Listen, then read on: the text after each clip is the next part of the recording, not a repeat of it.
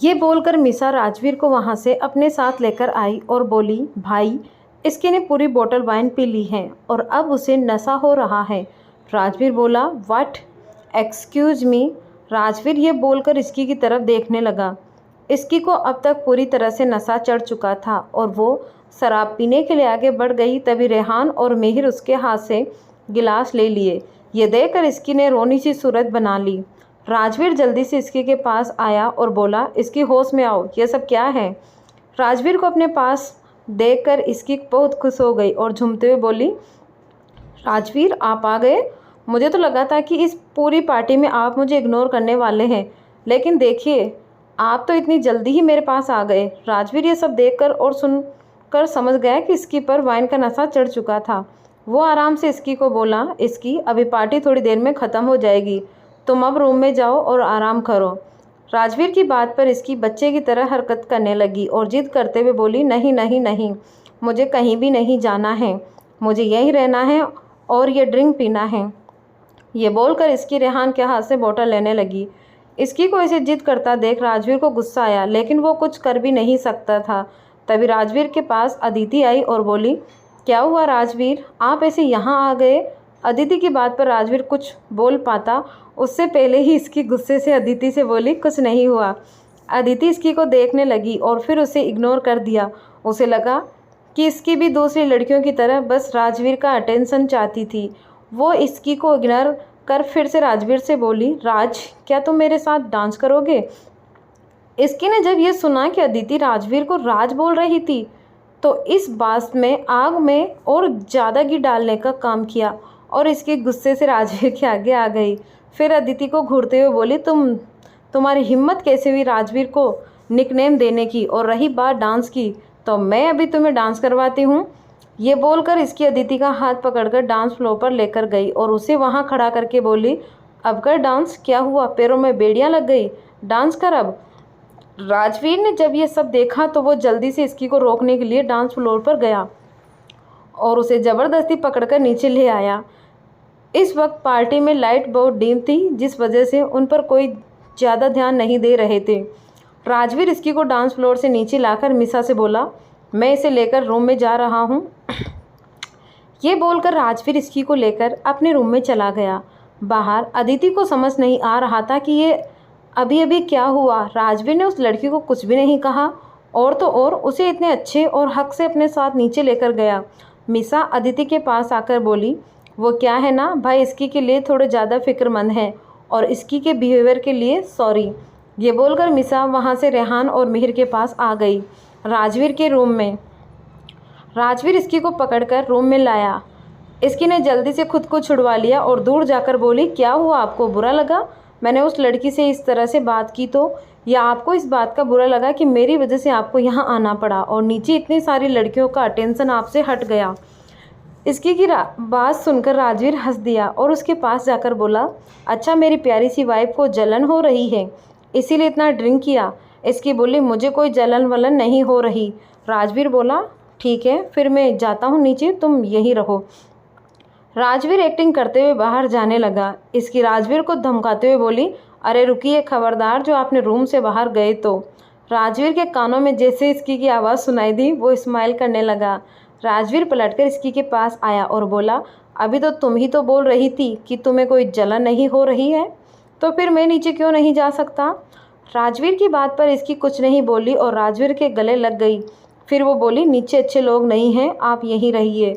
फिर वो राजवीर से दूर होकर बेड पर बैठते हुए बोली, मुझे बहुत गर्मी लग रही है, आप ऐसी चलाइए। राजवीर अपनी कठोर आवाज़ में बोला, ऐसी चल रही है तो मैं गर्मी वाइन की वजह से लग रही है, किसने बोला था इतना पीने के लिए? इसकी बोली, नहीं मेरी कोई गलती नहीं है, मुझे बस गर्मी लग रही है। ये बोलकर इसकी अपना गाउन खोलने लगी।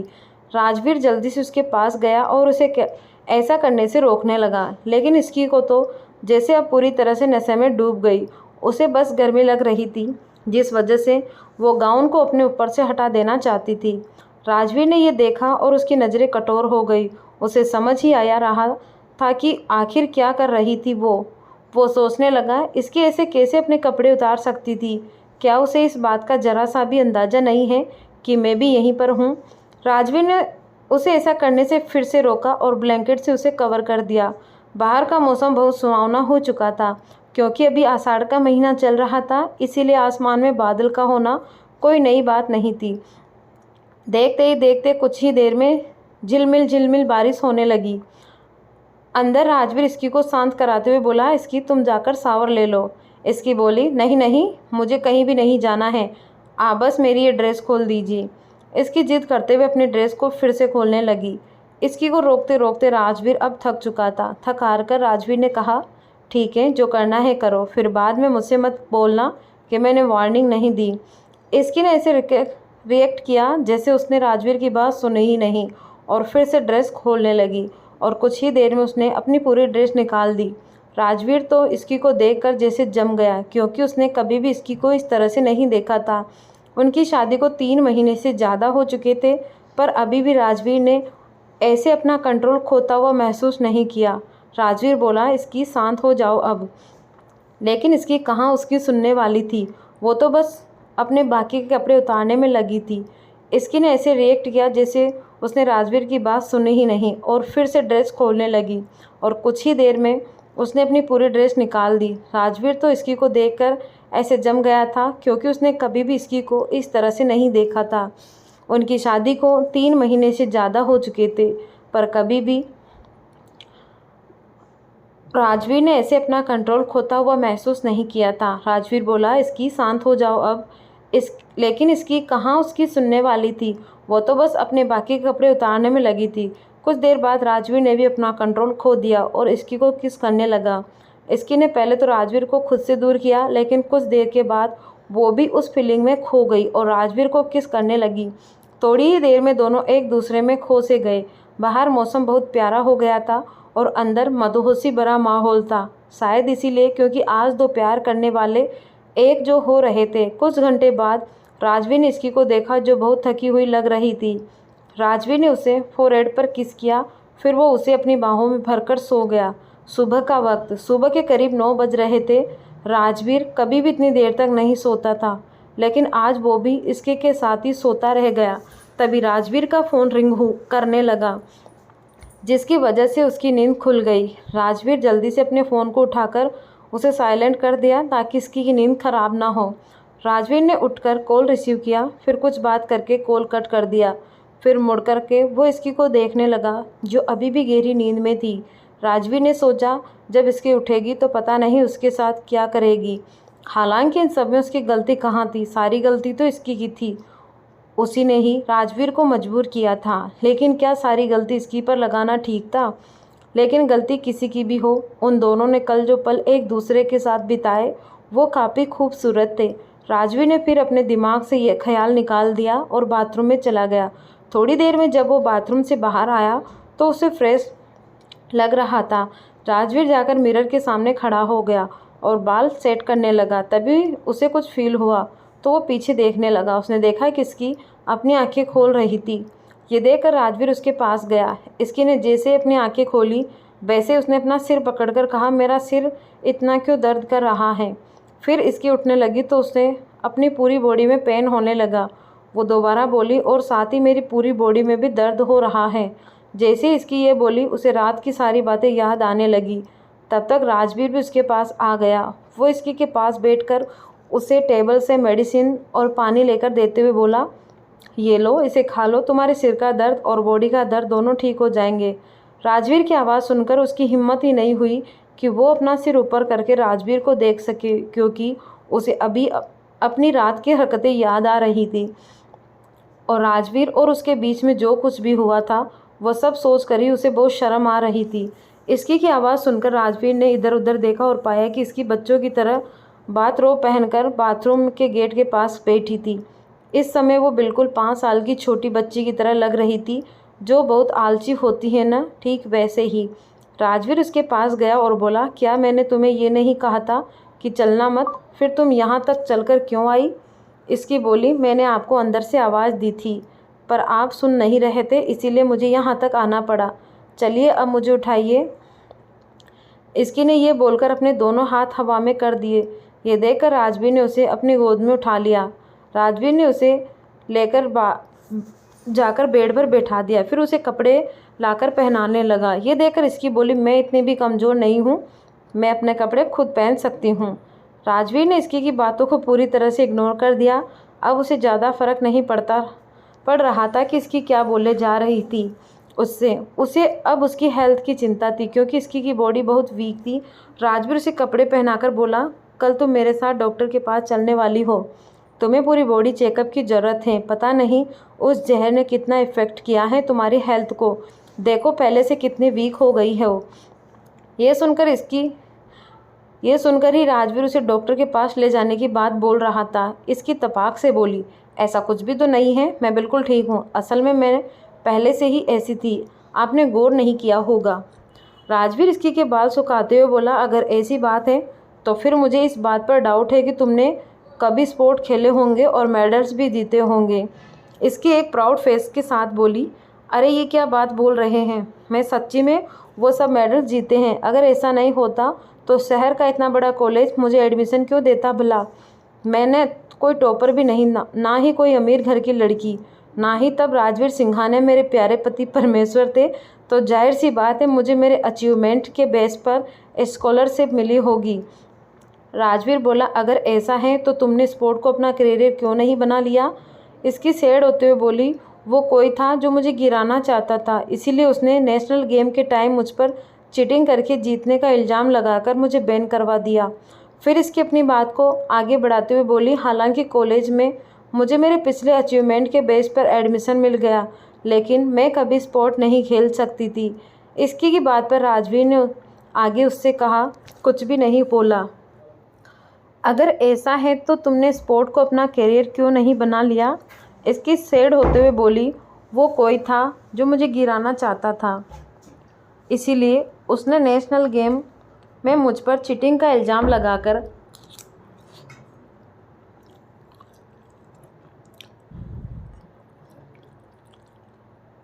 गेम जीतने का इल्ज़ाम लगवाकर मुझे बैन करवा दिया।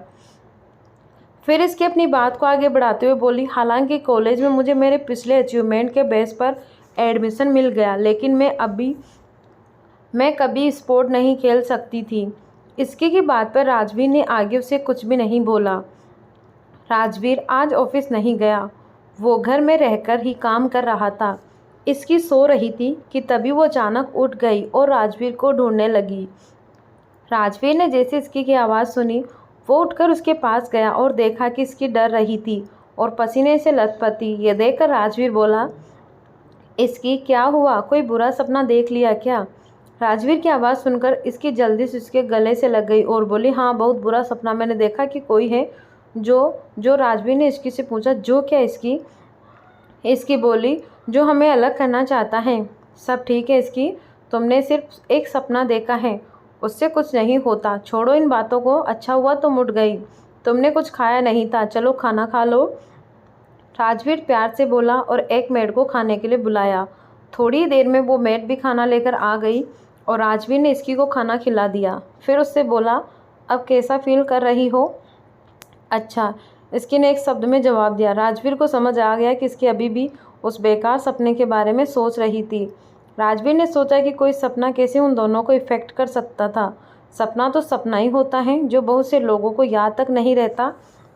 राजवीर ने इसकी को अपनी गोद में उठाया और बोला, मैंने सुना है तुम अपने स्कूल टाइम में बॉक्सिंग करती थी, तो मैं सोच रहा हूँ क्यों ना मैं भी तुम्हारा टैलेंट देख लूँ। राजवीर की बात पर इसकी तुरंत बोली, आपको आज के दिन मिला मेरा टैलेंट देखने के लिए। आज मुझ में हिम्मत नहीं है आपसे लड़ने की, कल आना। राजवीर ने हंसते हुए बोला, तुम एक्सक्यूज दे रही हो, तुम्हें पता होना चाहिए कि एक प्लेयर कभी भी कोई एक्सक्यूज़ नहीं देता। राजवीर की बात सुनकर इसकी आंख फाड़कर उसे देखने लगी और अपने मन में बोली, एक्सक्यूज़, सीरियसली इन्हें लगता है कि मैं झूठी हूँ। जैसे इन्हें तो अब पता ही नहीं है कि उन्होंने क्या किया था, सारी गलती इनकी थी, उसके बाद भी मुझे बोल रहे हैं। राजवीर ने इसकी को सोफे पर बिठाते हुए कहा, पता है मैं बहुत हैंडसम हूँ, पर आंखें निकालकर मुझे देखने की ज़रूरत नहीं है, मैं तुम्हारा ही हूँ, ज़िंदगी भर देखते रहना। और रही बात बॉक्सिंग की, तो चलो ठीक है, आज मैंने तुम्हें छोड़ दिया, लेकिन कल इसे कंटिन्यू करेंगे। फिर राजवीर भी खुद इसकी के साथ सोफे पर बैठ गया। राजवीर को अपने बगल में बैठे हुए देखकर इसकी जल्दी से उसके गले से लग गई और कुछ सोचने लगी। उसको इस तरह अपनी सोच में खोए हुए राजवीर ने कहा, वैसे अब क्या सोच रही हो? कुछ ज़रूरी बात सोच रही हूँ। राजवीर की बात पर इसकी ने जवाब दिया। राजवीर बोला, क्या पर क्या? इसकी बोली, यही, काश मैं दोबारा अपने करियर को स्टार्ट कर पाती। सीरियसली, ये ऑफिस का काम और ये पढ़ाई, यह सब नहीं है मेरे बस की। मैं कुछ और थी, कुछ और बनना चाहती थी, लेकिन कुछ और ही कर रही हूँ। राजवीर ने जब इसकी की इच्छा सुनी तो वह सोचने लगा कि इसकी सही कह रही है। अपने सपने को छोड़कर किसी दूसरी लाइफ स्टाइल में ढलना सच में एक बहुत मुश्किल काम था। इसकी का सपना कुछ और था और वह अभी कुछ और कर ही रही थी। डेफिनेटली राजवीर उसमें उसकी ज़रूरतमंद मदद कर सकता था। राजवीर ने प्यार से इसकी के सर पर हाथ रखा और बोला, क्या तुम सच में अपने करियर को आगे बढ़ाना चाहती हो? राजवीर की बात सुनकर इसकी ने जल्दी से अपने सिर को हाँ में हिलाया। ये देखकर राजवीर मुस्कुरा गया और बोला, ठीक है, फिर बाकी सब तुम मुझ पर छोड़ दो। तुम्हारे नाम को ख़राब करने और तुम्हारे करियर पर बैन जिसने भी लगवाया वो बहुत जल्दी ही पकड़ा जाएगा और फिर उसके बाद तुम दोबारा बॉक्सिंग कर पाओगी। क्या आप सच कह रहे हैं? आप ऐसा कर सकते हैं? इसकी एक्साइटमेंट में बोली और वो अपने एक्साइटमेंट में यह भी भूल गई कि उसने यह सवाल किससे किया था। राजवीर सिंघानिया जो कुछ भी कर सकता था, तो उसके लिए भला एक छोटा सा मैटर सोल्व करना कौन सी बड़ी बात होगी। राजवीर ने जब इसकी के एक्साइटमेंट से भरी वॉइस टोन सुनी तो उससे बोला, क्यों, तुम्हें अपने हस्बैंड पर डाउट है? इसकी ने यह सुनते ही ना में गर्दन हिला दी। ये देखकर राजवीर बोला, अच्छा बच्ची। ये सुनते ही इसकी का मुंह बन गया, लेकिन वो अब कुछ नहीं बोली। उसने टीवी ऑन किया और एक मूवी लगाकर राजवीर के साथ देखने लगी। दूसरी तरफ एक प्राइवेट यार्ड पर एक लड़का आराम से बैठकर समंदर को देखकर मज़े कर रहा था। तभी उसके पास उसका असिस्टेंट आया और बोला, सर हम वापस कब जाने वाले हैं? 2 दिन से हम यहीं हैं। बहुत ही इम्पोर्टेंट मीटिंग पेंडिंग है, यहाँ तक कि सिंघानिया कॉरपोरेशन के साथ मीटिंग का रिजल्ट भी आना बाकी है। अपने असिस्टेंट की चिंता से भरी बातें सुनकर वह लड़का बोला, रिलैक्स देव, कितना टेंशन लेते हो तुम, जस्ट चिल। हम यहाँ आए हैं रिलैक्स करने और शहर के शोर से कहीं दूर शांति से रहने, और तुम हो जो यहाँ भी अपने काम को लेकर आ गए। सीरियसली बड़े बोरिंग इंसान हो तुम।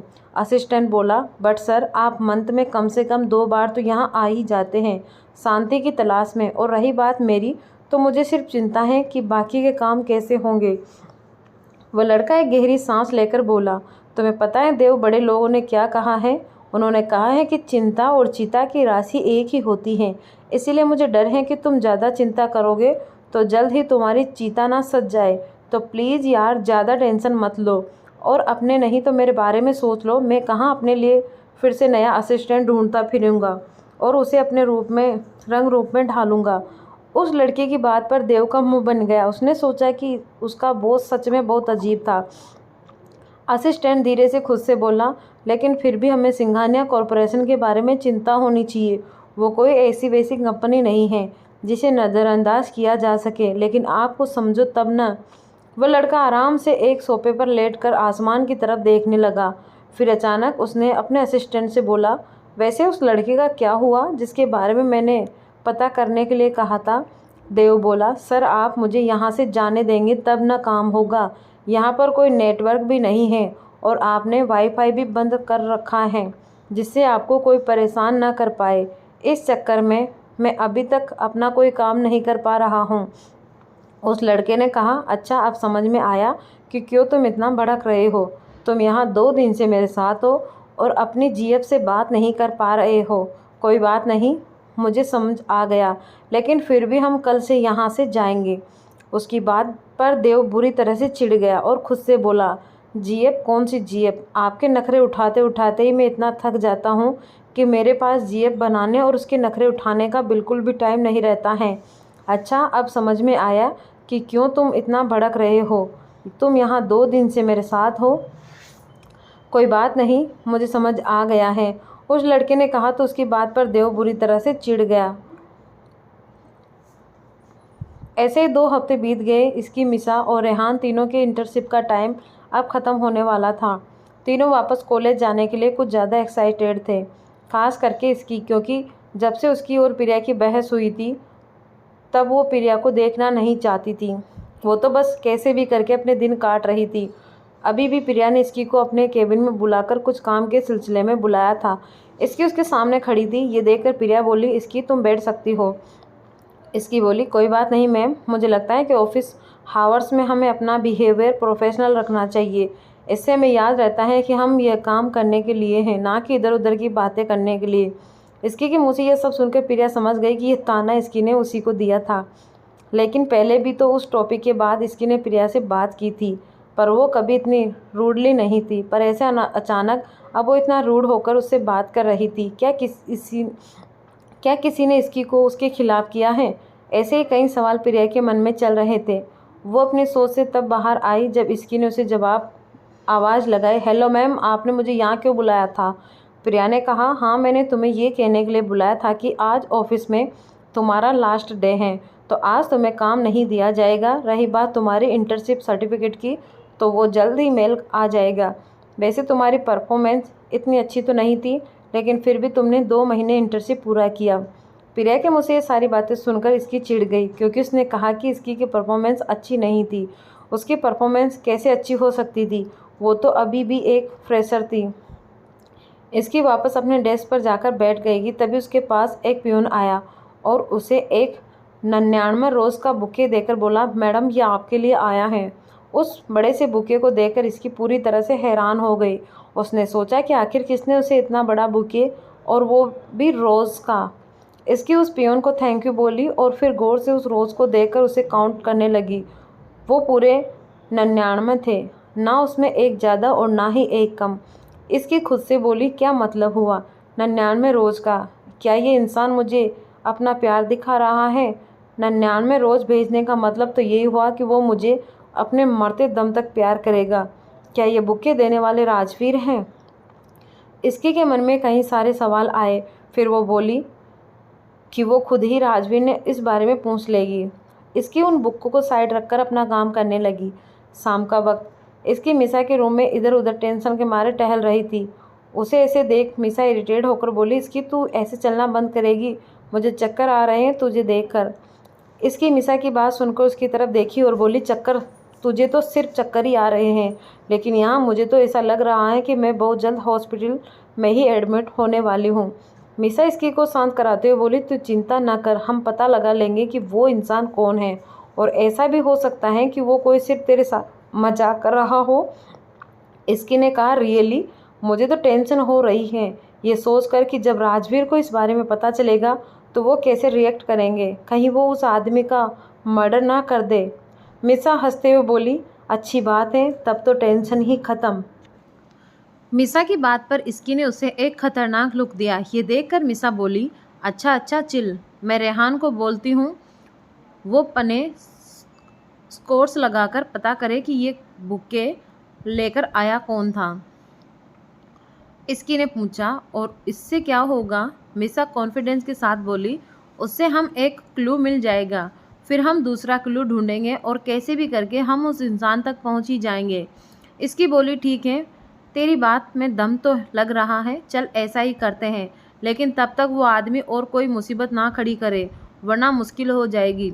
मिसा खुशी से बोली, चिल, अगर वो ऐसा कुछ करेगा भी तो चिंता की कोई बात नहीं है, क्योंकि कल से मिसा की बात पर इसकी ने उसे एक खतरनाक लुक दिया। ये देखकर मिसा बोली, अच्छा अच्छा चिल। इसकी ने पूछा, और इससे क्या होगा? मिसा ने पूरे कॉन्फिडेंस के साथ कहा, हम उस इंसान तक पहुंच जाएंगे। इसकी बोली, ठीक है, तेरी बात में दम तो लग रहा है, चल ऐसा ही करते हैं, लेकिन तब तक वो आदमी कोई मुसीबत खड़ी ना कर दे, वरना मुश्किल हो जाएगी। मिसा खुशी से बोली, चिल, अगर वो ऐसा कुछ करे भी तो चिंता की कोई बात नहीं, क्योंकि कल से हम कॉलेज जाने वाले तो हैं। कॉलेज तो अपना इलाका है, वहाँ कोई टेंशन नहीं है। इसके अपने हाथ में मुक्का बनाते हुए बोली, ये बात भी है, लेकिन एक बार वो मेरे हाथ लग जाए तब बताऊंगी उसे इसकी क्या चीज़ है।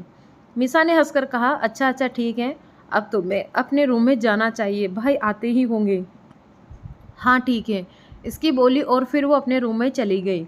इसकी ने रूम में जाकर देखा कि राजवीर पहले से ही आ चुका था और इस वक्त वो बाथरूम में नहा रहा कर बाहर निकल रहा था। राजवीर ने अभी सिर्फ लोअर पहना हुआ था, जिससे उसकी मस्कुलर बॉडी बहुत अच्छे से दिख रही थी और साथ ही साथ वो बहुत हॉट भी लग रहा था। राजवीर को इस तरह देखकर इसकी बोली, हे आप इस तरह से पूरे रूम में नहीं घूम सकते, समझे? इसकी की आवाज़ सुनकर राजवीर कंफ्यूज एक्सप्रेशन के साथ उसकी तरफ देखने लगा। इसकी राजवीर के पास जाते हुए बोली, आपको डर नहीं लग रहा? अगर किसी ने आपको ऐसे देख लिया तो उसका ईमान डोल जाएगा। राजवीर ने इसकी की बात पर अपनी एक आईब्रो उठाई और घूरते हुए उसे देखा, फिर आगे बोला, रियली ये मेरा रूम है और इस रूम में कोई भी बिना मेरी परमिशन के नहीं आ सकता है, तो उनका ईमान नहीं डोलने वाला। लेकिन मुझे ऐसा लग रहा है कि तुम्हारा। राजवीर ने ये बोला ही था कि तभी इसकी जल्दी से बोली, मेरा क्या, मुझे कुछ नहीं होता है, समझे आप। ये कहकर इसकी वहाँ से जल्दी से भागकर बाथरूम में गई। राजवीर ये देखकर हंसने लगा। दूसरी तरफ वो लड़का अपने केबिन में बैठा था। रात होने लगी थी, लेकिन वो घर जाने का नाम ही नहीं ले रहा था। उसके साथ साथ देव भी पिस रहा था। देव अपने मन में बोला, हद होती है। जब मैंने कहा था कि वापस चलिए, तब इन्हें शांति और एंजॉयमेंट की पड़ी थी, और अब देखो रात रात भर उल्लू की तरह जाकर काम कर रहे हैं और मुझे भी जगा रहे हैं। हे भगवान, बस वो लड़की एक बार इनसे पट जाए, पूरे 1,001 रुपये का प्रसाद चढ़ाऊँगा। तभी उसके कानों में उसके बॉस की आवाज़ आई, कहाँ खो गए हो तुम देव? जल्दी से मुझे सिंघानिया कॉरपोरेशन की फ़ाइल दो। देव बोला, जी सर। फिर उसने वो फाइल दी। वो लड़का काम करते करते हुए बोला, इस बुके के मिलने के बाद क्या रिस्पॉन्स दिया उसने?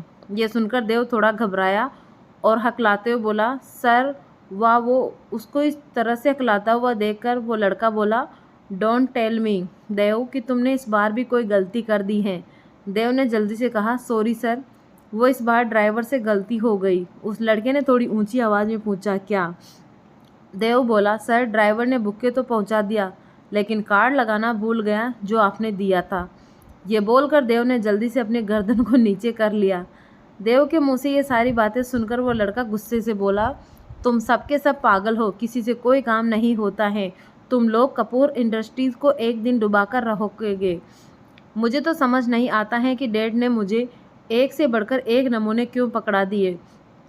उस लड़के को गुस्से में देखकर देव ने जल्दी से फिर अपनी गर्दन नीची कर ली। ये देखकर वो लड़का और इरिटेट हो गया और बोला, अब ये सब करना बंद करो यार, और कुछ सोचो कि अब क्या किया जाए। इतनी मुश्किल से मैंने ये तरीका ढूंढकर निकाला था। उस लड़के की बात सुनकर देव जल्दी से बोला, सर मैंने पता किया है कि आज उनका इंटर्नशिप ख़त्म हो गया और वह कल से वो कॉलेज जाने वाले हैं। वो हम कुछ इस बारे में सोच रहे सकते हैं। देव की बात पर उस लड़के ने खुशी से कहा, हाँ कर तो सकते हैं कुछ। मैं उसके कॉलेज में कोई सब्जेक्ट पढ़ा सकता हूँ और ऑफिस का काम रात को कर लूँगा। उस लड़के की बात सुनकर देव को तो जैसे हार्ट अटैक ही आने वाला था। उसने सोचा कि उसका बॉस पागल हो गया है क्या, जो वो एक कॉलेज में पढ़ाने की सोच रहा था, और वो भी एक लड़की को पटाने के लिए। इतना तो फिर भी ठीक था, लेकिन क्या पूरे दिन कॉलेज में बिताने के बाद उनके अंदर इतनी जान बचेगी कि वो ऑफिस का काम रात को देख सके? देव धीरे से बोला, ये इंसान इतना पागल कैसे हो सकता है। नेक्स्ट डे मीसा और इसकी दोनों ही कॉलेज के लिए निकल गए। क्लास में मधु इसकी और मीसा के पास आकर बोली, अरे वाह, आज तो चांद भी नज़र आ गया।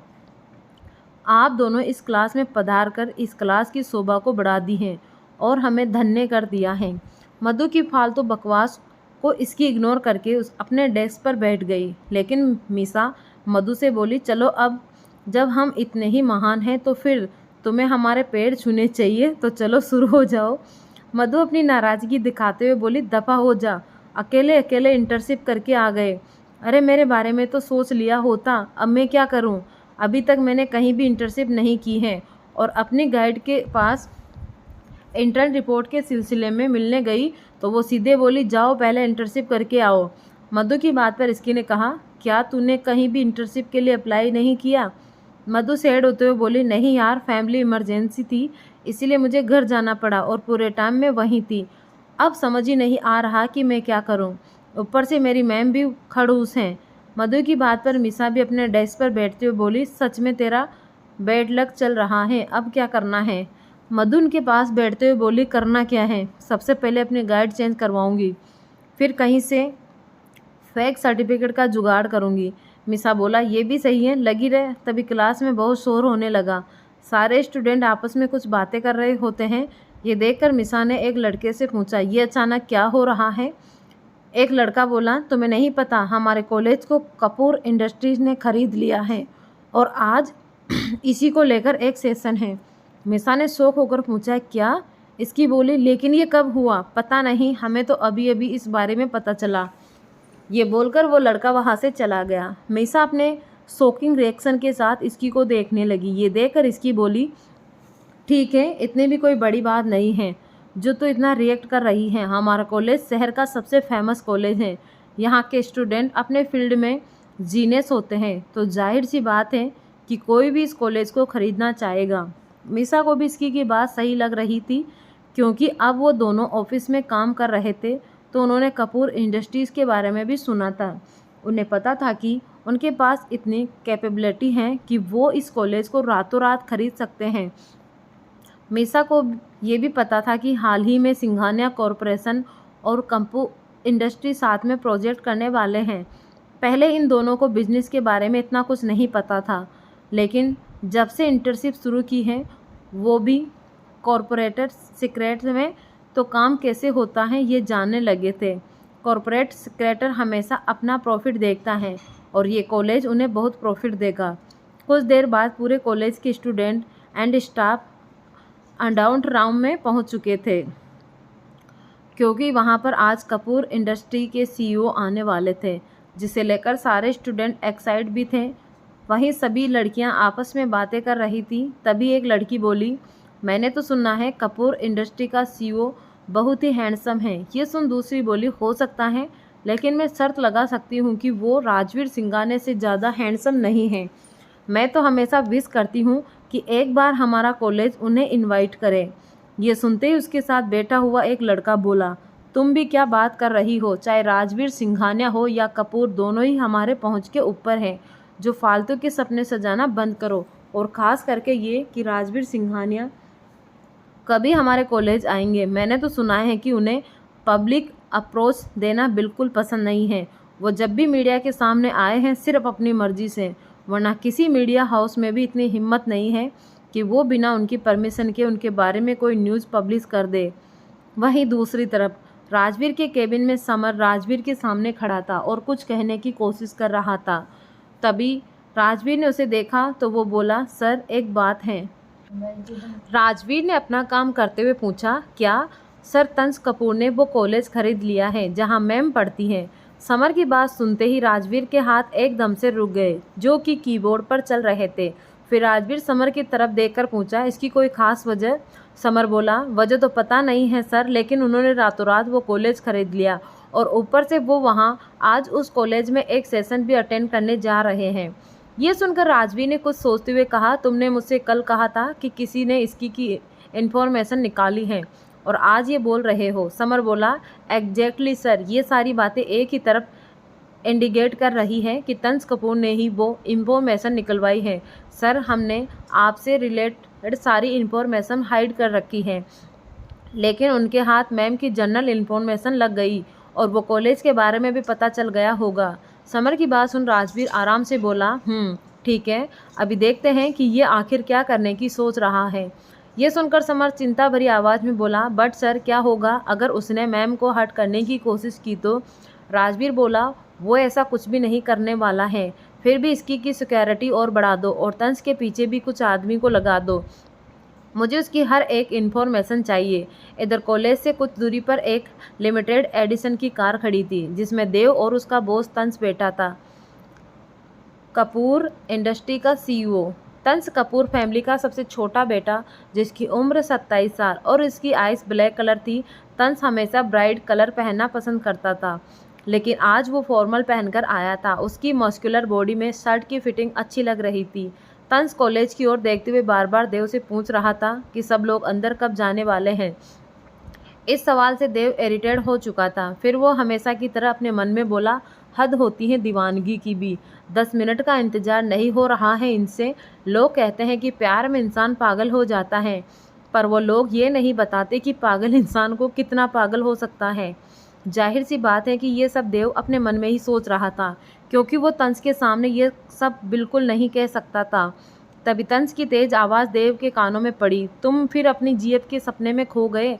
देव हड़बड़ाकर बोला, ना नहीं सर, मैं कहीं नहीं खोया। वो तो बस मैं ये सोच रहा था कि कल रात तक आपने कुछ और प्लान किया था और आज सुबह सडन आपने मुझे कॉलेज ही खरीदने को कह दिया। ऐसा क्यों? ये सुन तंस डेविल स्माइल के साथ बोला, ऐसा मैंने इसीलिए किया क्योंकि डैड मुझे कभी भी इस कॉलेज में पढ़ाने नहीं देंगे और फिर कुछ ना कुछ बखेड़ा खड़ा कर देते और मुझे उनके सामने मजबूर होना पड़ता। इसीलिए मैंने ये रास्ता निकाला। इससे कंपनी का प्रॉफिट भी है और मेरा चांस भी। डैड भी खुश, मैं भी खुश। तंस की बात सुन देव मुस्कुराते हुए बोला, क्या बात है सर, आपने तो कमाल का खेल खेला है। तंस बोला, हाँ, इसे ही बिजनेस करना कहते हैं। खैर छोड़ो, तुम्हारी समझ में नहीं आने वाला। अब मुझे ये बताओ कि हम अंदर क्यों नहीं जा रहे हैं। ये सुन देव बोला, सर वो प्रिंसिपल ने कहा है कि उसे थोड़ा टाइम चाहिए। प्रोफेशनल के लिए हमने शॉर्ट नोटिस कर बताया था उसे ही हम आने वाले हैं। ये सुनते ही तंस गुस्से में बोला, सो वाट, हमें यहाँ आने में पूरे 1 घंटे लगे हैं। क्या इतना टाइम काफ़ी नहीं था उसके लिए जो मुझे वेट करने को कह रहा है। तंस की बात सुन देव बिल्कुल चुप हो गया और वो अपने मन में बोला, हद होती है। इसमें भी गलती उस बेचारे प्रिंसिपल की ढूंढ रहे हैं, न कि अपनी। बेचारे को सडन बोल दिया कि कॉलेज आ रहे हैं, वो भी सेशन के लिए। ऐसे में अब उन्हें टाइम तो लगेगा ही ना, पर उन्हें कौन समझाए। तभी तंस बोला, अब बस, इससे पहले कि मेरा अच्छा खासा मूड ख़राब हो जाए, मैं जा रहा हूँ अंदर। सर आप ऐसे कैसे जाएंगे? थोड़ा तो अपनी पर्सनालिटी के बारे में सोचिए। आप बस 2 मिनट यहीं रहिए, मैं इन्हें इन्फॉर्म करता हूँ। ये बोलकर कार से बाहर निकल गया। सर आप ऐसे कैसे जाएंगे? थोड़ा तो अपनी पर्सनालिटी के बारे में सोचिए। देव ये बोलकर कार से बाहर निकल गया। कुछ देर बाद कॉलेज के अंदर बने ऑडिटोरियम की सभी सीट भरी हुई थी। गेट से लेकर स्टेज तक बॉडीगार्ड्स खड़े थे और सभी स्टूडेंट स्टॉप की तरफ नज़र गेट पर टिकी हुई थी। तभी उन बॉडीगार्ड्स के बीच से होते हुए तंस कपूर ने अंदर एंटर किया और अंदर आते ही उसकी नज़र किसी को ढूंढने लगी। लेकिन जैसे उसकी नज़र इसकी पर गई, वो उसके चेहरे पर एक बड़ी सी स्माइल आ गई और वो अपनी चेयर पर जाकर बैठ गया। थोड़ी देर में वहाँ कुछ ट्रस्टी स्पीच देने लगे थे और सब इस बात का जिक्र कर रहे थे कि तंस कपूर के इस कॉलेज को खरीदने से वो सभी कितना ज़्यादा खुश और एक्साइटेड थे। जाहिर था कि तंस एक बड़ा आदमी है और उसे खुश करना सभी चाहते थे। आखिर में तंस ने अपनी स्पीच दी। तंस ने जितनी बातें कही वो सब देव ने ही उसे लिख कर दी थी। स्पीच देते समय उसकी नज़र इसकी पर थी, लेकिन इस पर किसी ने गौर नहीं किया, खुद इसकी ने भी नहीं, क्योंकि वो पूरे टाइम ईसा से बातें कर रही थी। वो तो ये सेशन अटेंड भी नहीं करना चाहती थी, पर टीचर्स ने किसी को भी जाने नहीं दिया था और सभी को ये सेशन अटेंड करना कंपल्सरी कर दिया था। तभी इसकी बोर होते हुए बोली, यार कब ख़त्म होगा, पक गई हूँ मैं। ये सुन उसकी बगल में बैठी मधु बोली, रियली इसकी, तुम इतने हैंडसम लड़के को देखते हुए भी बोर हो गई? मेरी तो नज़र ही नहीं हट रही इस पर से। मधु की बात सुन इसकी अपना मुंह बना ली और वो सोचने लगी कि जब से वो राजवीर के साथ रहने लगी थी तब से उसे हैंडसम लड़कों को देखकर ज़्यादा फर्क नहीं पड़ता था। ये शायद इसीलिए क्योंकि राजवीर ही उतना हैंडसम था कि उसे देखकर कहीं ध्यान नहीं जा सकता था। कुछ देर बाद सेशन ख़त्म हुआ तो इसकी मिसा से बोली, मैं घर जा रही हूँ, बोर हो गई हूँ आज। ये सुन मिसा तुरंत बोली, हाँ ठीक है चल, मैं भी चलती हूँ। उसके बाद दोनों ही तुरंत कॉलेज से निकल गई। तभी तंस प्रिंसिपल के केबिन में जाकर बैठ गया। उसके हाथ में इसकी से रिलेटेड इन्फॉर्मेशन थी। तंस उसे पढ़ने के बाद प्रिंसिपल से पूछा, जब ये एक बॉक्सिंग प्लेयर रह चुकी हैं तो कॉलेज के लिए क्यों नहीं खेलती हैं? उसकी बात सुन प्रिंसिपल बोला, सर एक मैच के दौरान उन पर चीटिंग करने का इल्ज़ाम लगा था और प्रूफ भी उनके अगेंस्ट थे, इसलिए बॉक्सिंग ने उन्हें बैन कर दिया गया है। यह सुन तंस बोला, मैं मिलना चाहता हूँ इससे। ठीक है। ये बोलते हुए प्रिंसिपल ने एक पियोन को इसकी को बुलाने के लिए भेज दिया। उसके थोड़ी देर बाद उन्हें यह पता चला कि इसकी अपने घर चली गई और उसका फ़ोन भी नहीं लग रहा था। तंस को भी ये पता चल गया तो वो बोला, कोई बात नहीं, मैं कल मिल लूँगा। ये बोलकर तंस प्रिंसिपल के केबिन से बाहर निकल गया। उसके निकलते ही उस केबिन में जितने भी लोग थे उन सभी ने एक चैन की सांस ली, क्योंकि तंस वहाँ जब तक था वहाँ का पारा हाई था। लेकिन उसके जाने के बाद भी टीचर्स और प्रिंसिपल थोड़े परेशान थे। तंस को छोड़कर वापस लौटते हुए एक टीचर्स ने प्रिंसिपल से पूछा, क्या ये कल फिर से आने वाले हैं? उसकी बात सुन प्रिंसिपल आराम से बोला, सच कहा है तो आएंगे ही। हालांकि प्रिंसिपल को तंस के एटीट्यूड से ज़्यादा फर्क नहीं पड़ रहा था। वो एक प्रिंसिपल हैं और उन्हें कहीं यह बोलते हुए प्रिंसिपल ने एक पियोन को इसकी को बुलाने के लिए भेज दिया। उसके थोड़ी देर बाद तंस को भी ये पता लगा। ये बोलकर प्रिंसिपल के केबिन से बाहर निकल गया। तंस को छोड़कर वापस आते समय उसकी बात सुन प्रिंसिपल आराम से बोला, आज कहा है तो आएंगे ही। हालांकि प्रिंसिपल को तंस के इस एटीट्यूड से कोई फर्क नहीं पड़ता, लेकिन वो थोड़ा परेशान जरूर हो गए थे। इधर इसकी और मिसा घर पहुंची तो मिसा तुरंत अपने रूम में चली गई। वहीं इसकी हॉल में खड़ी होकर अपना फ़ोन देखने लगी तो देखा कि फ़ोन की बैटरी लो है, तो वो जल्दी से उसे चार्ज में लगाकर मिसा के रूम में चली गई। उसके रूम में जाकर इसकी मिसा से कुछ देर बातें की, फिर दोनों साथ में मूवी देखने लगी। मूवी देखते देखते कब शाम हो गई दोनों को पता ही नहीं चला। शाम होते ही आज आसमान पर काले बादल छा गए थे। खिड़की से बाहर देखते हुए इसकी की नज़र ऊपर बादलों की तरफ गई तो वो अपनी एक्साइटमेंट भरी आवाज़ में बोली, प्लीज़ प्लीज़ आज बारिश हो जाए, प्लीज़ गॉड। इसकी ये कहते हुए अपनी आंखें बंद कर ली। तभी जोर से बादल गरजने की आवाज़ आने लगी। ये सुन इसकी तुरंत रूम से बाहर निकली और खुशी से उछलते कूदते रूम से अटैच सामने के टेरिस पर चली गई और ऊपर देखने लगी। तभी तेज़ बारिश शुरू हो गई। फिर इसकी बारिश में भीगते हुए झूमने लगी। इधर राजवीर ऑफिस से आते ही अपने रूम में आया और इसकी को ढूंढने लगा। जब वो रूम में नहीं दिखी तो राजवीर रूम से बाहर आया और नीचे जाने लगा। तभी उसकी नज़र सामने के टेरिस पर गई जहां इसकी खुशी से बारिश में भीग रही थी। राजवीर की नज़र जैसे ही इसकी पर पड़ी वैसे उसको उसकी खूबसूरती देखकर खो गया।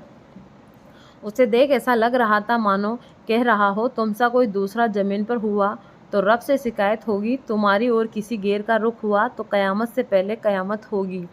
फिर अगले ही पल राजवीर इसकी को देखते हुए उसके पास आकर पूछा, ये क्या हो रहा है?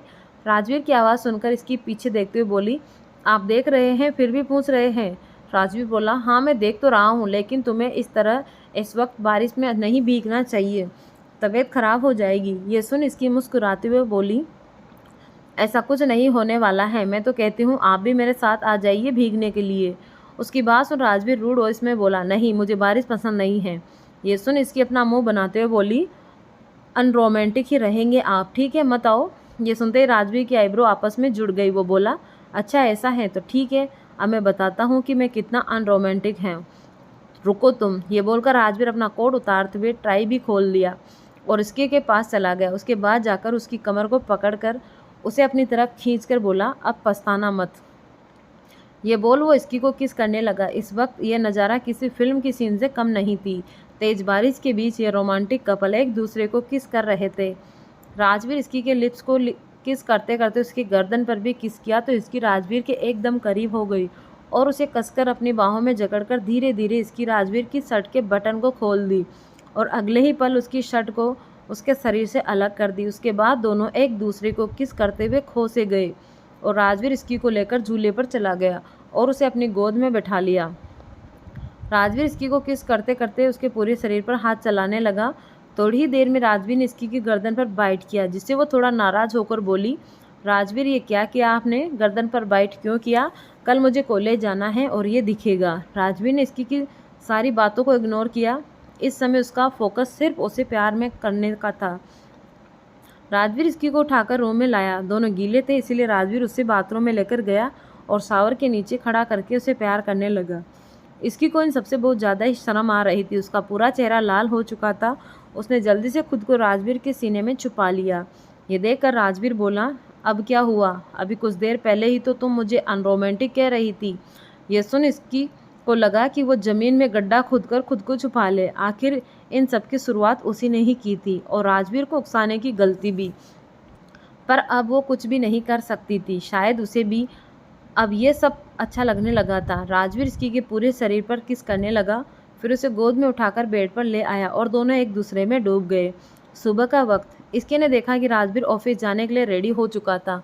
फिर उसने खुद को देखा तो उसने एक नाइट ड्रेस पहना हुआ था। ये देख उसके चेहरे पर स्माइल आ गई और वो उठकर उसके पास गई जो मिरर के सामने खड़ा होकर अपने बाल को सेट कर रहा था, लेकिन उसकी नज़र अभी तक उस पर नहीं गई थी।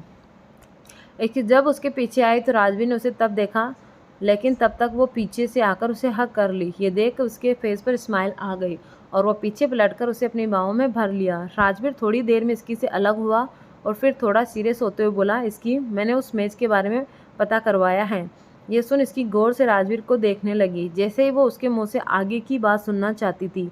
राजवीर ये देख आगे बोला, उस मैच से रिलेटेड सारे प्रूफ खत्म हो चुके हैं और तुमने जिस इंसान के बारे में बताया था वो इस देश को छोड़कर जा चुका है।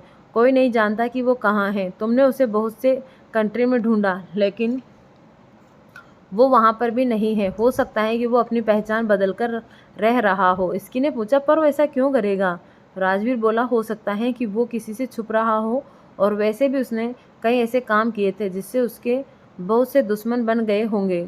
राजवीर अपने आप को आगे बढ़ाते हुए बोला, लेकिन तुम्हारे ऊपर जो इल्ज़ाम लगा था उसका बैन तुम पर सिर्फ 3 साल तक का होना चाहिए था, तो तुम कोर्ट में अपील करके अब इस बैन को हटवा सकती हो।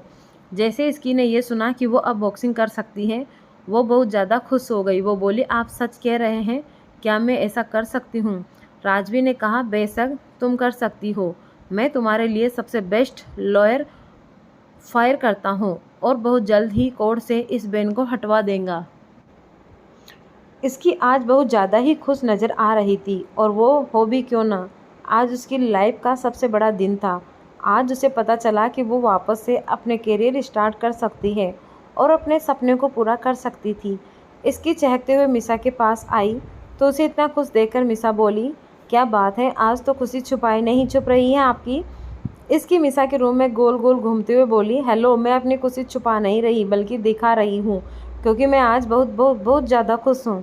मिसा ने इसकी को शांत करवाते हुए कहा, अच्छा अच्छा ठीक है, एक जगह पर टिक तो जा पहले और ये बता कि हुआ क्या है। इसकी बोली, चल कॉलेज, रास्ते में बताती हूँ, नहीं तो लेट हो जाएगा।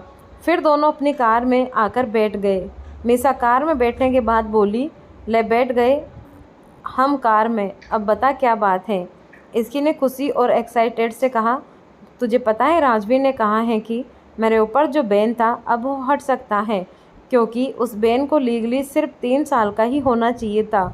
तो इसका मतलब ये है कि वापस बॉक्सिंग कर सकूँगी।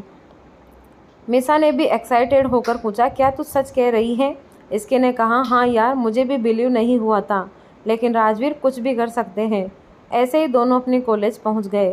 राजवीर के ऑफिस में समर जल्दी से राजवीर के केबिन में आया और वो उसे देखकर बोला, क्या हुआ, तुम ऐसे हड़बड़ा क्यों रहे हो? समर ने जल्दी से कहा, सर आपने कल मुझे मैम के बॉक्सिंग मैच को से रिलेटेड इन्फॉर्मेशन लाने को कहा था। उस वक्त मैंने गौर नहीं किया था, लेकिन तंज कपूर भी उस इन्फॉर्मेशन को निकाल रहा था और उसने तो कोर्ट खुलते ही मैम के ऊपर से बैन हटवा दिया है। राजवीर ने यह सुनकर स्माइल किया, फिर बोला, अच्छी बात है, हम डायरेक्टली इस मैटर में इन्वॉल्व नहीं हो सकते थे, लेकिन वो हो सकता है, इसीलिए उसने अपने पावर का यूज़ किया। खैर छोड़ो, इससे फ़ायदा तो इसकी कोई हुआ ना। समर परेशानी से बोला, वो तो ठीक है सर, लेकिन आपको नहीं लग रहा कि ये तंज कपूर कुछ ज़्यादा ही मैम के मैटर में इन्वॉल्व हो रहा है? हमें कुछ करना चाहिए। समर को इसकी की चिंता हो रही थी और होनी भी चाहिए। अब वो उसकी लेडी बॉस ही नहीं बल्कि रिलेशन में भी थी। ऊपर से अब वो भी इस घर में सबका साथ क्लोज हो गया था और सब में उसे उसका परिवार नज़र आने लगा था। राजवीर समर की परेशानी समझते हुए बोला, तुम चिंता मत करो, इसकी खुद उसे हैंडल कर लेगी, इतनी वीक नहीं है वो और मुझे उस पर पूरा भरोसा है। समर ने राजवीर की बात सुनी, लेकिन अभी भी उसे थोड़ा बहुत टेंशन था, लेकिन वो आगे कुछ नहीं बोला और अपने काम करने के लिए केबिन में चला गया। कॉलेज में इसकी और मिसा जैसे ही कॉलेज पहुंची, वो दोनों जल्दी से भागकर अपने क्लास में गई। तभी एक पियोन आकर इसकी से बोला, इसकी आपको प्रिंसिपल सर बुला रहे हैं। यह सुन इसकी मिसा की तरफ देखकर बोली, सर क्यों बुला रहे हैं? मैंने तो अब कुछ किया भी नहीं है। मिसा बोली, जाकर देख क्या बात है। इसकी प्रिंसिपल सर के केबिन की तरफ चल दी। वहां पहुंचकर वो अंदर आने की परमिशन ली और फिर केबिन के अंदर आ गई। एसके ने देखा वहां पर प्रिंसिपल सर के साथ साथ तंस भी था। उसे कुछ समझ नहीं आ रहा था कि ऐसे अचानक प्रिंसिपल सर ने उसे क्यों बुलाया था। ऊपर से तंस की नज़र लगातार उस पर ही थी। इसकी सब बातों को इग्नोर कर प्रिंसिपल के सामने गई और बोली, सर आपने मुझे बुलाया? प्रिंसिपल बोले, हाँ इसकी, दरअसल मिस्टर कपूर को तुमसे कुछ बात करनी थी। इसकी ये सुनकर कंफ्यूज एक्सप्रेशन के साथ तंज को देखा। तंज तो जैसे इसकी में खो गया था। जब से वो आई थी उसकी नज़र उस पर से हट ही नहीं रही थी। तभी तंस के कान में प्रिंसिपल की आवाज़ आई, मिस्टर कपूर, ये इसकी है, आपको इससे बात करनी थी ना। ये सुनकर तंस हाँ में सिर हिला दिया। उसके बाद प्रिंसिपल सर उस केबिन से बाहर चले गए और अंदर तंस और इसकी ही बच गए। इसकी बोली, आपको क्या बात करनी है। इसकी की प्यारी आवाज़ सुनकर तंस को जैसे मंत्र मुक्त ही हो गया, लेकिन फिर वो खुद को संभाल कर इसकी से बोला, मुझे आपसे ज़रूरी बात करनी थी। मैं कल जब आया था तो मैंने सारे स्कॉलरशिप स्टूडेंट की फ़ाइल देखी थी। आप एक बॉक्सिंग प्लेयर हैं और ये देखकर मुझे अच्छा लगा। तो क्या है ना, मैंने भी काफ़ी बॉक्सिंग की है, तो मुझे आपसे काफ़ी इंटरेस्ट आ गया। तंस के लास्ट लाइन को सुनकर इसकी को थोड़ा सा अजीब लगा। वो बोली, मतलब क्या है आपका। इसको को ऐसे बोलने से तंस को समझ आया कि उसने क्या बोला दिया। फिर वो खुद को करेक्ट करते हुए बोला, आई मीन कि हमारा सेम प्रोफेशनल है और ये देखकर मुझे अच्छा लगा, लेकिन फिर मुझे पता चला कि गलत फहमी की वजह से आपको बैन कर दिया था और मैं अपने सामने टैलेंट को वेस्ट होता नहीं देख सकता था, इसीलिए मैंने आपके ऊपर लगा बैन हटवा दिया है। Now you are free to play. इसकी ने जैसे ही तंस की बात सुनी वो बहुत ज़्यादा खुश हो गई, लेकिन उसने ये शो नहीं किया। तंस को अब से उसे ही देख रहा था। अचानक उसकी नज़र उसके गर्दन पर गई, जहाँ पर उसे लव बाइट के निशान दिखे। ये देख वो अपनी जगह पर जैसे जम गया। पहले तंस बैठा हुआ था और इसकी ने हाई नेक टॉप पहना हुआ था, जिस वजह से उसे वो निशान दिखाई नहीं दिया, लेकिन जब वो उसके पास बात करते करते खड़ा हुआ उसे वो निशान दिख गया। पहले तंस बैठा हुआ था और इसकी ने हाई नेक, लेकिन जब वो दिख गया। इसकी तंस से बात करके वापस अपने क्लास में गई। वहीं प्रिंसिपल के केबिन में तंस को जैसे शाम सूख गया। फिर वो वहाँ से निकलकर अपने कार में जाकर बैठा और गुस्से से देव को देखा। ये देख देव डर गया और मन में बोला, अब इस शैतान को किसने जगाया है, मैं तो आज कुछ भी नहीं किया। तभी तंस बोला, तुमने मुझे यह क्यों नहीं बताया कि इसकी का बॉयफ्रेंड भी है। ये सुनकर देव शॉक्ड हो गया और उसने कहा, क्या बॉयफ्रेंड, लेकिन सर उसकी इन्फॉर्मेशन में कहीं भी ये बात नहीं थी। मैंने अच्छे से इस बारे में पता किया था, मैम का कोई बॉयफ्रेंड नहीं है। देव ने जल्दी जल्दी अपनी सफाई दी।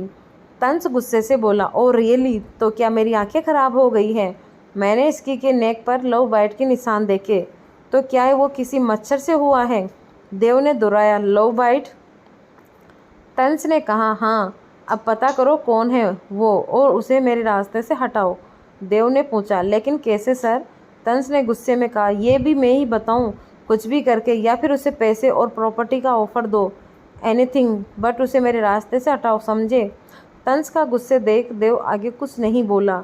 वो सोचने लगा कि वो ऐसा कैसे कर सकता है, किसी के प्यार को पैसे से तोल देना, क्या ये ठीक था। खैर उसे ऑर्डर मिल चुका था तो वो कुछ नहीं कर सकता, लेकिन देव अभी भी इसी सोच में था कि वो इसकी के बॉयफ्रेंड का पता कैसे लगाए। उसने पहले ही जितना पॉसिबल था सब पता कर लिया था, तो अब ये न्यू बात कैसे पता करें। वहीं दूसरी तरफ इसकी खुशी से मिसा को सारी बातें बता दी। ये सब सुन मिसा बोली, क्या बात है इसकी, इसने तो आते ही तेरी प्रॉब्लम सोल्व कर दी। इसकी खुशी से बोली, हाँ यार। इसकी ने पूछा, अच्छा अब ये बता, रोज़ भेजने वाले का कुछ पता चला क्या। मिसा ने कहा, नहीं यार, रेहान ने सारे सोर्स लगा दिए, बस यही पता चला कि किसी के ड्राइवर ने उसे दिया था, पर वो किसका ड्राइवर था ये पता नहीं चला। इसकी ने कहा, चल छोड़, अब कोई और हरकत की भी नहीं है, उसने तो जाने दे, शाम का वक्त। इसकी आज बहुत ज़्यादा खुश थी, इसीलिए खुशी से वो किचन में आई। उसका मन आज डिनर बनाने का था, इसीलिए वो किचन में आकर बोली, आज का डिनर मैं बनाऊंगी। इसकी के मुँह से ये बात सुनकर सारे शेफ शॉक्ड हो गए, क्योंकि उसकी कुकिंग स्किल का सबको पता था। उसने सब एक बार राजवीर के लिए सही से ब्रेकफास्ट बनाया था, लेकिन वो भी शेफ के सामने। फिर भी ब्रेकफास्ट और डिनर में बहुत ज़्यादा अंतर था। तभी सबके कानों में एक बार फिर से इसकी की आवाज़ आई। वो बोली, क्या हुआ है, कुछ गलत है, आप सभी मुझे ऐसे क्यों देख रहे हैं। इसकी की बात से सभी होश में आए। फिर चीफ शेफ ने कहा, मैम आप क्यों तकलीफ़ ले रही हैं, आप मुझे बता दें, मैं बना दूंगा। इसकी शेफ से बोली, जी नहीं, आप जाइए यहाँ से, मैं खुद बनाऊंगी। इसकी शेफ से ये बोल ही रही थी, तभी मिसा उसे ढूंढते हुए किचन में आई और उसने इसकी और शेफ के बीच की बातें सुन ली। उससे बोली, इसकी हमें पता है कि तू आज बहुत खुश है, इतना कि हमारे पेड़ तुम्हारे पेट ज़मीन पर नहीं है, लेकिन इसका मतलब ये नहीं कि तू हमें टॉर्चर करे। मिसा की बात पर इसकी बोली वेर। तभी वहाँ कोमल सैफ के रात के डिनर का मेन्यू बताने आई तो मिसा ओसनिक इसकी देकर बोली, क्या बात है, आज तुम दोनों किचन में हो। मिसा कोमल से बोली, मॉम सिर्फ इसकी यहाँ आई थी, मैं तो उसे ढूंढते हुए आ गई और आकर देखा कि यह मैडम खाना बनाने का सोच रही है। कोमल बोली, तुम क्यों खाना बनाओगी इसकी, सैफ ये बना लेंगे। इसकी रिक्वेस्ट करते हुए बोली, नहीं आंटी, मेरा आज आप सभी के लिए खाना बनाने का बहुत मन है, प्लीज़ मुझे बनाने दीजिए। मिसा बोली, सीरियसली तुम्हें बनाने दे, अगर हमने तुम्हें खाना बनाने दिया तो ऐसा होगा जैसे हमने खुद को ही फूड पॉइजन की सज़ा सुना दी है। मिसा की बात पर इसकी बुरी तरह से चिढ़ गई और उसने आलू उठाकर उसको मारा, लेकिन मिसा ने यह पहले ही देख लिया था, इसीलिए जब इसकी उसे आलू को फेंका तो वो नीचे झुक गई और आलू जाकर मिहिर को लग गया, क्योंकि मिहिर किचन से आ रहे शोर को सुनकर उसी ओर आ रहा था। आलू लगते ही मिहिर दर्द से करारते हुए बोला, आउच, ये क्या है, तुम दोनों क्या पागल हो गए हो। लेकिन इसकी ने मिहिर को पूरी तरह से इग्नोर कर दिया और फिर वो एग उठाकर मिसा से बोली, अब बच्चों। ये देखकर मिसा बोली, नहीं, इसकी वो एग है, उसे नीचे रख दो, अगर वो मुझे लगा तो मुझे नहाना पड़ेगा, और तुझे पता है नहाना मुझे दुनिया का सबसे बड़ा काम लगता है, दिन में एक बार नहा लेती हूँ, वही बहुत बड़ी बात है मेरे लिए। इसकी बोली, ये सब तो तुझे मेरे बारे में उल्टा सीधा बोलने से पहले सोचना चाहिए था। मिसा को जब लगा कि इसकी नहीं सुनेगी तो वो मौका देखकर वहाँ से भागने लगी। ये देखकर इसकी भी उसके पीछे भागी और बोली, मिसा की बच्ची, आज नहीं बचने वाली है तू, बहुत मजाक बनाती है तू मेरा, रुक आज बताती हूँ। दोनों भागते भागते हॉल में जा गई। तब इसकी ने एक मिसा के ऊपर फेंक मारा, लेकिन एक बार फिर से मिसा नीचे झुक गई। मिसा फिर इसकी को देखकर बोली, ये ले, मैं फिर से बच गई। इतना बोलकर जब मिसा ने इसकी को देखा तो उसने इसकी को अपनी जगह पर जमे हुए देखा। ये देख मिसा ने पीछे मुड़कर देखा भी तो वो भी शॉक्ड रह गई। उनके पीछे अर्णव खड़े थे, जिनके सिर पे एक फूटा था और एक का लिक्विड पूरा उनके फेस पर आ गया था। ये देखकर दोनों एकदम चुपचाप किसी शरीफ बच्चे की तरह खड़ी हो गई। कोमल और मिहिर भी किचन से बाहर आ गए और जब उन्होंने पूरा नज़ारा देखा तो उन्हें बहुत तेज़ हंसी आ गई। कोमल हंसते हुए अर्णव के पास आई और उनके सिर एक के कवर करने का पीस हाथ में लेकर फिर से हंसने लगी। अब तक राजवीर के अलावा बाकी सारे मेंबर भी हॉल में आ गए थे। राजवीर अभी भी ऑफिस में था। सभी लोग अर्णव का ये हाल देखकर शॉक्ड हो गए थे और साथ ही साथ सभी को हंसी भी आ रही थी। तभी दादी ने कहा, अर्णव, ये सब कैसे हुआ। दादी किस बात ने तो जैसे आग में घी डालने का काम किया। इतना सुनते ही अर्णव जी मिसा और इसकी को देखकर बोले, तुम दोनों ने घर को प्लेग्राउंड बना रखा है क्या, और बना भी लिया तो देख लेते किस पर क्या फेंक रहे हो। मिसा ने कहा, डैड, हमें क्या पता था कि आप ऐसे पीछे ऐसे अचानक से प्रकट हो जाएंगे। अर्णव ने अपनी एक एक आईब्रो उठाकर कहा, रियली, तो घर में आने से पहले मैं ढोल बजाकर अनाउंसमेंट करवाऊं। इसकी ने जल्दी से अपनी सफाई देते हुए कहा, अंकल, इन सब में मेरी कोई गलती नहीं है, ये सब मिसा की वजह से हुआ, इसे झुकना नहीं चाहिए था, इवन इसी ने मुझे उकसाया भी था ऐसा करने के लिए। मिसा ने कहा, ओह हेलो, तो मुझे मरने के लिए पीछे भाग रही थी और मैं खुद को बचा भी नहीं सकती, क्या बात है। देखते ही देख तो दोनों फिर से लड़ने लगी। तभी अर्णव बोले, अब बस करो तुम दोनों, लेकिन हाँ, सज़ा अब तुम दोनों को मिलेगी। मिसा ने कहा, क्या सज़ा डैड, क्या आप सच में ऐसा करने वाले हैं।